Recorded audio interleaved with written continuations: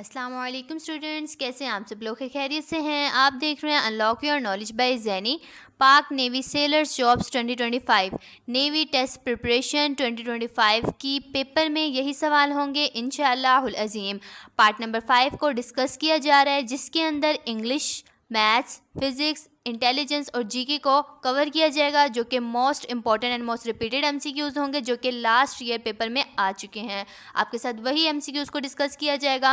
Video को last तक देखिएगा ताकि कोई भी ऐसा मोस्ट इंपॉर्टेंट एमसीक्यूज़ हो जो कि पेपर के लिहाज से काफ़ी इंपॉर्टेंट हो, वो आपसे स्किप ना हो जाए। बाकी इससे पहले हमने पार्ट नंबर 1, 2, 3, 4 को डिस्कस किया। जल्दी जल्दी जाकर वो वीडियो देख लें, हमारे चैनल पर है। फिर पार्ट नंबर 5 की तरफ आइएगा, और अगर आपको टेस्ट सिलेबस का नहीं पता तो आप भी वो जाकर वीडियो देख सकते हैं, हमारे चैनल पर दी गई है। बाकी अब हम चलते हैं अपने वीडियो की तरफ, और पहले मैं आपको ये बता दूं कि इंशाल्लाह आपको पेपर बहुत अच्छा होगा अगर आप सब क्वेश्चंस को बहुत ही अच्छे तरीके से पढ़ेंगे, याद करेंगे और समझेंगे। कमेंट में इंशाल्लाह ज़रूर लिख दीजिएगा। नेक्स्ट हमारा फर्स्ट क्वेश्चन ये है कि Pakistan is a member of which international organisation. Pakistan किस बैनुल अक़वामी तंजीम का रुकन है? इसके ऑप्शंस हैं NATO यानी नाटो, ऑप्शन बी है सार्क SAARC, ऑप्शन सी है EU, ऑप्शन डी है एशियन ASEAN। ठीक है, ये आपने इसके स्पेलिंग्स को अच्छे तरीके से देखना है। ऑप्शन में कोई भी गलत मतलब ऑप्शंस हो सकते हैं, तो आपने बहुत ही ध्यान से क्वेश्चन का आंसर लगाना है। तो इसका करेक्ट आंसर ऑप्शन बी है सार्क। पाकिस्तान मेंबर है इंटरनेशनल ऑर्गेनाइजेशन यानी सार्क का है। ठीक है, एक ये क्वेश्चन है। नेक्स्ट हम आपके साथ क्वेश्चन को शेयर करते हैं। सेकंड है the Indus Valley civilisation was located in present. वादी सिंध की तहजीब मौजूदा दौर में वाक़या थी। इसके ऑप्शंस हैं, ऑप्शन ए है Punjab and Sindh, option B है बलूचिस्तान, ऑप्शन सी है खैबर पख्तूनख्वा, ऑप्शन डी है गिलगित बल्तिस्तान। तो इसका करेक्ट आंसर है option A Punjab and Sindh. वादी सिंध की तहजीब मौजूदा दौर में वाक़या थी पंजाब और सिंध में। आपने बहुत ही अच्छे तरीके से इन क्वेश्चंस को पढ़ना है, समझना है, ताकि ये अगर पेपर में आए इंशाअल्लाह यही आएंगे, क्योंकि ये लास्ट ईयर यही आते हैं और ये रिपीट होते रहते हैं क्वेश्चंस जो आपके मैट्रिक के सब्जेक्ट्स में से होते हैं। क्योंकि आपने मैट्रिक बेस अप्लाई किया है ना, तो आपके मैट्रिक के एमसीक्यूज़ मतलब सब्जेक्ट्स में से ही आपके एमसीक्यूज़ को लिया जाता है। बाकी कमेंट में इंशाल्लाह ज़रूर लिखिएगा ताकि आपको पेपर बहुत अच्छा हो। नेक्स्ट क्वेश्चन की तरफ चलते हैं। अब हमारा नेक्स्ट क्वेश्चन है Pakistan became a nuclear power. Pakistan एटमी ताकत बन गया है। इसके ऑप्शंस हैं, option A 1994, option B 1996, option C 1998, option D 2000। तो इसका करेक्ट आंसर है option C 1998। Pakistan nuclear power बना था 1998 में। और आपको मैं एडिशनल इसका एमसीक्यूज़ बताती हूँ कि उस टाइम जो दौर था यानी हुकूमत थी नवाज़ शरीफ की थी, तो पाकिस्तान ने नवाज़ शरीफ के दौर में पाकिस्तान एटमी ताकत बना था। जो कि एटमी ताकत के एक और क्वेश्चन भी इसका बनता है, जो एटमी पावर के धमाके किए गए थे न्यूक्लियर पावर के, वो चागी पहाड़ों में किए, यानी चागी के एरिया में पहाड़ों में किए गए, और वो चागी बलूचिस्तान में वाक़या है। आपको ये भी मालूम होना चाहिए। ठीक है, 28 मई मनाया जाता है यौम तकबीर का दिन, जो कि न्यूक्लियर पावर उस दिन हम यानी पाकिस्तान बना था, जो कि डॉक्टर अब्दुल कदीर ने बनवाया था। ये सब आपको इसकी अच्छे तरीके से स्टोरी आनी चाहिए कि पाकिस्तान किस तरीके से न्यूक्लियर पावर बना था। इस पर मैंने बहुत सारे क्वेश्चंस आपके साथ शेयर कर लिए, आपने इसको याद रखने हैं। ठीक है, नेक्स्ट है जी, all type of information are available. ये हमारा व्हाट्सअप नंबर दिया गया है, आप इस पर कांटेक्ट कर सकते हैं अगर आपको ऑनलाइन प्रिपरेशन करवानी हो जॉब्स के रिलेटेड, और ऑनलाइन अप्लाई करवाना हो, PDF और नोट्स चाहिए, आपको अवेलेबल कर दिए जाएंगे। हमारा व्हाट्सअप चैनल है, आप इसको भी ज्वाइन कर सकते हैं ताकि कोई भी लेटेस्ट अपडेट हो, ख़ास तौर पे पाकिस्तान नेवी की तरफ से, पाकिस्तान एयरफोर्स, पाकिस्तान आर्मी की तरफ से, या कोई भी लेटेस्ट जॉब आएगी तो आपको ये स्कॉलरशिप्स या कोई भी लैपटॉप स्कीम्स, ऐसी कोई भी अपडेट होगी ना, वो आपके साथ व्हाट्सअप चैनल पे शेयर की जाएगी। जो व्हाट्सअप चैनल का लिंक है वो आपको डिस्क्रिप्शन में दे दिया गया है, आप वहाँ जाके उससे ज्वाइन कर सकते हैं। नेक्स्ट है हमारा question, the cat is hiding dash the table. ठीक है, यानी बिल्ली छुप रही है मेज़ के नीचे। तो डैश इसका इसके अंदर मतलब फिलिंग द ब्लैंक्स में क्या आएगा, तो इसके ऑप्शंस हैं option A under, option B in, option C on, option D from. तो इसका करेक्ट आंसर है ऑप्शन ए अंडर।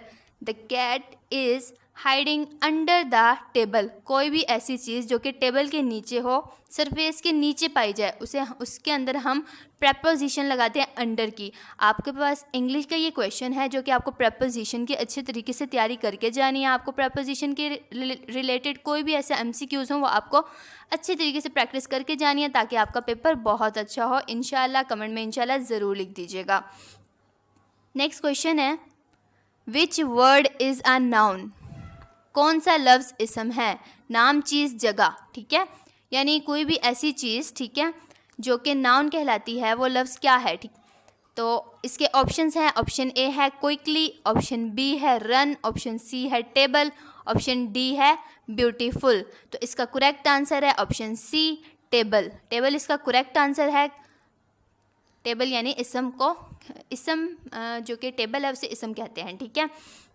नेक्स्ट हमारा क्वेश्चन है if fire is coded as GJSF, what is dog coded as. ये intelligence का आपके portion का ये MCQs है। आपको ये बहुत ही अच्छे तरीके से आने चाहिए। आपने इसकी बहुत ही अच्छे तरीके से प्रैक्टिस करके जानी है ताकि इंटेलिजेंस का आपका पोर्शन क्लियर हो। आपको मैं ये बताती चलूँ, आपके जो पोर्शंस होंगे, आपका फर्स्टली जो पोर्शन होगा वो होगा इंटेलिजेंस का। तो इंटेलिजेंस के अंदर इस तरह से आपके MCQs आएंगे। अगर आपको बताऊँ कि अगर आप इंटेलिजेंस टेस्ट के पोर्शन को क्लियर करते हैं देन आप नेक्स्ट पोर्शन की तरफ मूव करेंगे। और अगर आप अल्लाह ना करें अगर आप इंटेलिजेंस की टेस्ट के पोर्शन को क्लियर नहीं करते तो स्टूडेंट फेल कंसिडर होता है। तो आप बहुत ही अच्छी तैयारी करके जाएंगे क्योंकि आपने इसमें अप्लाई किया है। कोई आपका भी ड्रीम होगा तो इंशाल्लाह आपको पेपर ज़रूर पास होगा। कमेंट में इंशाल्लाह ज़रूर लिख दीजिएगा। अब हम अपने MCQs को डिस्कस करते हैं। If fire is coded as GJSF, तो आप ये इधर देख सकते हैं कि FJ तो ये है कि जो F के बाद नेक्स्ट हमारा डिजिट बनता है वो G होता है, यानी ABCDEFG। F के बाद फ़ौरन जो नेक्स्ट लेटर बनता है वो हमारा G आता है। I के बाद जो फ़ौरन नेक्स्ट लेटर बनता है वो हमारा J आता है। R के बाद जो नेक्स्ट लेटर बनता है वो हमारा S आता है। और E के बाद नेक्स्ट लेटर आता है वो हमारा F आता है, यानी +1 का हमने इजाफा किया है तो जो वेरी नेक्स्ट उसका डिजिट होगा वो आएगा। तो इस तरीके से आपको समझ आ गई है कि F के बाद जो उनसा वर्ड आएगा, कोई भी डिजिट है ABC का, तो F के बाद जैसे कोई वर्ड आएगा वो J आएगा, तो जो नेक्स्ट वर्ड होगा उसका हमने वो लिखना है। तो इसी तरीके से हमने what is dog coded as, dog को भी हमने इसी तरीके से करना है। इसके पहले हम ऑप्शंस को डिस्कस कर लेते हैं। ऑप्शन ए है EPH, ऑप्शन डी है DPH, ऑप्शन सी है YUL, ऑप्शन डी है EPL। तो अब आपने देखना है डॉग के वेरी नेक्स्ट में कौन सा मतलब डिजिट आता है। तो आप देखेंगे डी के बाद आता है E, O के बाद आता है फ़ौरन बाद P, G के बाद आता है H। तो इसका करेक्ट आंसर है ऑप्शन ए EPH। उम्मीद है कि आपको ये क्वेश्चन की समझ आ गई होगी। अगर आपको फिर भी नहीं आती, कोई भी आपको इन्फॉर्मेशन चाहिए, आपने टेस्ट प्रिपरेशन करानी है, तो आप हमारे WhatsApp नंबर पे हमें कांटेक्ट कर सकते हैं। आपको रिप्लाई दे दिया जाएगा, आपको बता दिया जाएगा। और अगर कोई भी क्यूरी है तो आप कमेंट में हमें कमेंट कर दें तो आपको रिप्लाई दे दिया जाएगा। नेक्स्ट हमारा क्वेश्चन है what is the SI unit of force. Unit क्या है SI फोर्स का, ठीक है। इसके ऑप्शंस हैं option A Newton, option B है जॉल, ऑप्शन सी है वाट, ऑप्शन डी है पास्कल। तो इसका करेक्ट आंसर है ऑप्शन ए न्यूटन। ये जो MCQs हैं इस तरीके से फ़िज़िक्स के ये MCQs हैं, आपके पोर्शन में आएंगे। तो ये बहुत ही इजी है, काफ़ी ज़्यादा स्टूडेंट्स को ये पहले से ही आता होगा। तो आप इस जिनको आता है वेल एंड गुड हो गया, और जिनको नहीं आता वो अभी देख लें। तो फोर्स का जो SI यूनिट होता है वो न्यूटन होता है, ठीक है। बाकी नेक्स्ट क्वेश्चन है हमारा the speed of light is approximately. रोशनी की रफ्तार तकरीबन क्या है, ठीक है। तो इसके हम ऑप्शंस को डिस्कस कर लेते हैं। ऑप्शन ए है 3000, ठीक है, 150, ऑप्शन सी है 100, ऑप्शन डी है 250। इस तरीके से हम किलोमीटर स्क्वायर में लेंगे। तो इसका करेक्ट आंसर ऑप्शन ए यानी हम ये 300 तक लेंगे, ठीक है। तो इसका आप ये देख सकते हैं, इन्होंने पूछा है अप्रॉक्सीमेटली। अगर आप गूगल पर सर्च करेंगे तो 299 प्लस में आएंगे इसके डिजिट्स, जो इसके 6 डिजिट्स हैं ना, आपने इसको अच्छी तरीके से काउंट कर लेने हैं। किलोमीटर स्क्वायर में इसका आंसर आएगा। इन्होंने पूछा है अप्रॉक्सीमेटली, इन्होंने ये नहीं पूछा हुआ कि एग्जैक्ट क्या है। अगर आपके ऑप्शंस में आए कि स्पीड ऑफ लाइट क्या है, तब आपने 299 वाला कोई डिजिट यानी ऑप्शन होगा, आपने उसको सिलेक्ट करना है। लेकिन इधर जो लास्ट टाइम पेपर में इस तरह क्वेश्चन आए, ये जो क्वेश्चंस मैं आपके साथ डिस्कस कर रही हूँ ना, ये वो क्वेश्चंस हैं जो कि लास्ट टाइम पेपर में आ चुके हैं। तो लास्ट टाइम उन्होंने इस तरीके से पूछा कि the speed of light is approximately. आपकी दफ़ा ये भी आ सकता है the speed of light is, जो करंट यानी है पड़ी, तो अप्रॉक्सीमेटली तकरीबन ये है पड़ी, ठीक है। नेक्स्ट क्वेश्चन है हमारा, acceleration is the rate of change of. Acceleration की तब्दीली की शरह है। तो इसके हम ऑप्शंस को डिस्कस कर लेते हैं। Option A mass, option B speed, option C velocity, option D है फोर्स। तो इसका करेक्ट आंसर है ऑप्शन सी वेलोसिटी। ये जो डेफिनेशन है ये वेलोसिटी की है। अगर आपको स्पीड की आती है, मैथ्स की आती है, फोर्स की आती है, कोई भी आती है, क्योंकि फिज़िक्स में जो मेल स्टूडेंट्स होते हैं वो काफ़ी ज़्यादा अच्छे होते हैं, तो अगर आपको मैथ, स्पीड की इनकी डेफिनेशन आती है तो आप हमें कमेंट में बताएं, ताकि इस तरीके से पता चलेगा आपकी तैयारी कितनी अच्छी है। और इंशाल्लाह आपको पेपर बहुत अच्छा होगा और पास होंगे आप अगर बहुत ही अच्छी तैयारी करेंगे। बाकी कमेंट में इंशाल्लाह ज़रूर लिख दीजिएगा। नेक्स्ट हम अपने क्वेश्चन की तरफ आते हैं। Which instrument is use to measure current. Current की पैमाइश के लिए कौन सा आला इस्तेमाल होता है। वेरी इंपॉर्टेंट MCQs है। इसके हम ऑप्शंस को डिस्कस कर लेते हैं। ऑप्शन ए है थर्मोमीटर, ऑप्शन बी है बैरोमीटर, ऑप्शन सी है एमोमीटर, ऑप्शन डी है वोल्ट मीटर। तो इसका करेक्ट आंसर है ऑप्शन सी एमोमीटर, ठीक है। जो एमोमीटर होता है वो इंस्ट्रूमेंट होता है जो कि करंट को मेजर करता है। आपको डेफिनेशन आनी चाहिए थर्मोमीटर की भी। जो टेम्परेचर को मेजर करता है वो थर्मामीटर होता है। आई थिंक ये इन्वायरमेंट होता है, बट मुझे कंफर्म नहीं है बैरोमीटर क्या होता है।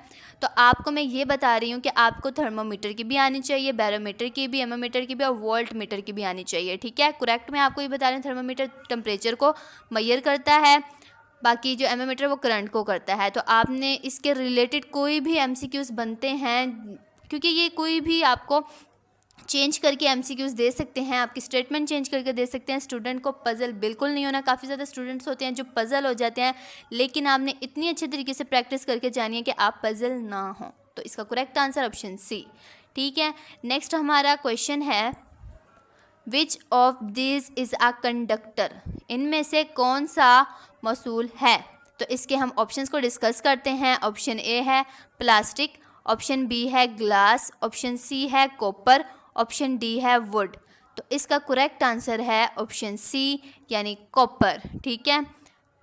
कंडक्टर का आपको पता है ना कंडक्टर क्या होता है, ठीक है। फिज़िक्स के MCQs को आपने बहुत ही अच्छे तरीके से सॉल्व करके जाना है।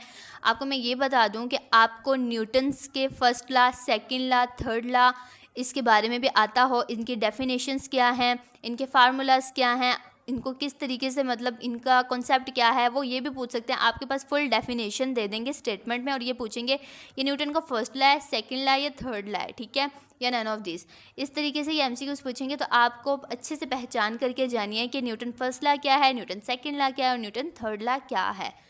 हर तरीके से मैं आपको MCQs बता रही हूँ कि ये बनाते हैं और आपने अच्छे से प्रैक्टिस करके जानी है। नेक्स्ट हमारा क्वेश्चन है, द यूनिट ऑफ वर्क। इससे पहले भी मैंने आपको यूनिट की बात की थी, जो फोर्स का हमने न्यूटन को फोर्स का यूनिट को डिस्कस किया था, ऐसे यूनिट को अब हम कर रहे हैं द यूनिट ऑफ वर्क। ऐसे यूनिट कर रहे हैं हम वर्क का, काम की इकाई है। इसके ऑप्शंस को डिस्कस कर लेते हैं। ऑप्शन ए है जॉल, ऑप्शन बी है वाट, ऑप्शन सी है पास्कल, ऑप्शन डी है न्यूटन। तो इसका करेक्ट आंसर है ऑप्शन ए जॉल। जॉल इसका करेक्ट आंसर है। वर्क का जो ऐसे यूनिट है वो जॉल है, ठीक है। पावर का आई थिंक वाट है और पास्कल भी है किसी का, और न्यूटन आपको पता है फोर्स का है। आपने सारे ऐसे यूनिट्स को भी याद करके जाना है और बाकी आपने फार्मूलाज को याद करना है। बहुत मुश्किल जो टेस्ट है ना वो बहुत मुश्किल नहीं आता, काफ़ी ज़्यादा स्टूडेंट्स इसको कर जाते हैं, क्योंकि ये टेस्ट आपका मैट्रिक बेस्ड है। आपका कोई 16 या 17 ग्रेड का पेपर नहीं लिया जा रहा, तो आपने बहुत ही परेशान नहीं होना, आपने अच्छे से प्रैक्टिस करके जानी है और इंशाल्लाह आपको पेपर ज़रूर पास होगा। कमेंट में इंशाल्लाह ज़रूर लिख दीजिएगा। अब हम चलते हैं अपने नेक्स्ट क्वेश्चन की तरफ। नेक्स्ट क्वेश्चन है हमारा, ohm is the unit of. Next unit का एक और आ गया, ये फिज़िक्स के एमसीक्यूज़ हैं। अहम यानी ओहम की इकाई है, तो इसके आंसर्स को हम डिस्कस कर लेते हैं। आंसर्स को नहीं, हम इसके ऑप्शंस को डिस्कस कर लेते हैं। ऑप्शन ए है रेजिस्टेंस, ऑप्शन बी है वोल्टेज, ऑप्शन सी है करंट, ऑप्शन डी है एनर्जी। तो इसका करेक्ट आंसर है ऑप्शन ए रेजिस्टेंस। ओहम का यूनिट है रेजिस्टेंस। वोल्टेज का भी आपने देख के जाना है, करंट का भी, सबका आपने अच्छे तरीके से देख के जाना है। इनकी आपको डेफिनेशंस भी आनी चाहिए। ओके, हर लिहाज से आपने तैयार होकर जाना है। नेक्स्ट क्वेश्चन है, energy store in food is. खुराक में ज़ख़ीरा शुदा तवानाई है। इसके ऑप्शंस को डिस्कस कर लेते हैं। ऑप्शन ए है मैकेनिकल, ऑप्शन बी है इलेक्ट्रिकल, ऑप्शन सी है केमिकल, ऑप्शन डी है न्यूक्लियर। तो इसका correct answer option C chemical. Okay, energy के अंदर स्टोर होते केमिकल फूड। ठीक है, नेक्स्ट हमारा क्वेश्चन है, sound can not travel through. आवाज़ इससे ग्रेज नहीं सकती, यानी साउंड किससे मतलब गुजर नहीं सकती, ट्रैवल नहीं कर सकती। ठीक है, तो इसके ऑप्शंस को डिस्कस कर लेंगे। ऑप्शन ए है एयर, ऑप्शन बी है सॉलिड, ऑप्शन सी है वाटर और ऑप्शन डी है वैक्यूम। जो साउंड होती है वो can not travel through vacuum. इसका करेक्ट आंसर है वैक्यूम। आपने पज़ल बिल्कुल नहीं हो रहा, मैं आपको फिर बता रही हूँ, काफ़ी ज़्यादा हमारे ऐसे स्टूडेंट्स थे जो कि पेपर में जाकर पज़ल हो गए थे। आपको मैं ये भी बता दूँ, आपका जो पेपर होगा वो कंप्यूटर बेस्ड होगा। काफ़ी ज़्यादा स्टूडेंट्स को ये पता होगा कि उनका कंप्यूटर बेस्ड पेपर होता है, क्योंकि जो Pakistan army, Pakistan air force, Pakistan navy, ये अपना जो टेस्ट होता है ये कंप्यूटर बेस्ड लेते हैं। ज़्यादा स्टूडेंट्स को पता होगा, लेकिन जिनको नहीं पता वो अभी सुन लें, उनका कंप्यूटर बेस्ड होगा, कोई रिटन टेस्ट नहीं होगा किसी भी तरीके से। ठीक है जी, थोड़ी सी डिस्टर्बेंस आ गई थी, बट हम अपने क्वेश्चन की तरफ आते हैं जो हमारा टॉपिक है आपके साथ, sound can not travel through vacuum. Next question है हमारा, the formula for speed is. रफ्तार का फार्मूला क्या है। अभी मैंने आपको पहले बताया था कि आपने फार्मूलाज भी अच्छे तरीके से करके जाने। देखें, इन्होंने फार्मूलाज में भी एमसीक्यूज दिए हुए हैं। तो इसके हम ऑप्शंस को डिस्कस कर लेते हैं। ऑप्शन ए है distance multiply by time, option B है time multiply by distance, option C है velocity multiply by time, option D है एक्सेलरेशन मल्टीप्लाई बाय टाइम। तो इसका करेक्ट आंसर है option A distance multiply by time. ठीक है, force का जो स्पीड का फॉर्मूला है वो इस तरीके से आता है। आपको सबके फॉर्मूलाज आने चाहिए। मैं आपको बार बार कह रही हूँ कि ये इस तरह के क्वेश्चंस बहुत ज़्यादा देते होते हैं। ठीक है, नेक्स्ट हमारा क्वेश्चन है, 1 horse power is equals to. 1 horse power के बराबर है। हम इसके ऑप्शंस को डिस्कस करते हैं। ऑप्शन ए है 746 वाट्स, ऑप्शन बी है 1000 वाट्स, ऑप्शन सी है 500 वाट्स, ऑप्शन डी है 100 वाट्स। ठीक है, पावर का आपको पता है, पावर का जो यूनिट है वो वाट्स है। ओके, ये आपने याद रखना है। बाकी जो इसका करेक्ट आंसर है ऑप्शन ए है 746 वाट्स हॉर्स पावर के इज इक्वल होती है। ठीक है, नेक्स्ट हमारा क्वेश्चन है, the acceleration due to gravity on earth is. ज़मीन पर कशिश सकल की वजह से सरअत है। तो हम इसके ऑप्शंस को डिस्कस करते हैं। ऑप्शन ए है 10 ms, ये हाँ इसमें ये थोड़ी मिस्टेक हुई है, ms ने ये मीटर पर सेकंड है, आपने इसको एज्यूम करना है कि ये मीटर पर सेकंड है, ये गलती से हो गया। ठीक है, तो हम अपने ऑप्शंस को डिस्कस करते हैं। ऑप्शन ए है 10 मीटर पर सेकंड, ऑप्शन बी है 9.8 मीटर पर सेकंड, ऑप्शन सी है 8.9 मीटर पर सेकंड, ऑप्शन डी है 12 मीटर पर सेकंड। तो इसका करेक्ट आंसर है ऑप्शन बी 9.8 मीटर पर सेकंड। जो एक्सेलरेशन की ड्यू टू ग्रेविटी, अर्थ पर जो ग्रेविटी होती है वो 9.8 मीटर पर सेकंड होती है। कहीं कहीं मैंने 100 होती है। ठीक है, 100 नहीं 10 होती है। तो आपने पजल नहीं होना, लेकिन अगर मैं आपको बताने का मकसद ये है कि 10 कहाँ होती है। अगर आपके ऑप्शंस में यही स्टेटमेंट और ऑप्शन में 10 हो 9.8 ना हो, तो आपने 10 का इसका आंसर लगाना है। किसी तरह से भी आपको मैं हर तरीके से एमसीक्यूज़ बता रही हूँ कि आपने कोई भी एमसीक्यूज़ छोड़कर नहीं आना, सब MCQs के आंसर आपको आने चाहिए। मेरा यही मकसद है, आपको पेपर ज़रूर पास हो इंशाल्लाह। कमेंट में इंशाल्लाह ज़रूर लिखिएगा। तो मैं आपको क्या बता रही थी, मैं ये बता रही थी कि अगर आपके ऑप्शंस में 9.8 ना हुआ इसी MCQs में और 10 हुआ तो आपने आंसर उसका 10 लगाना है, क्योंकि कहीं कहीं 10 को भी कंसिडर किया जाता है।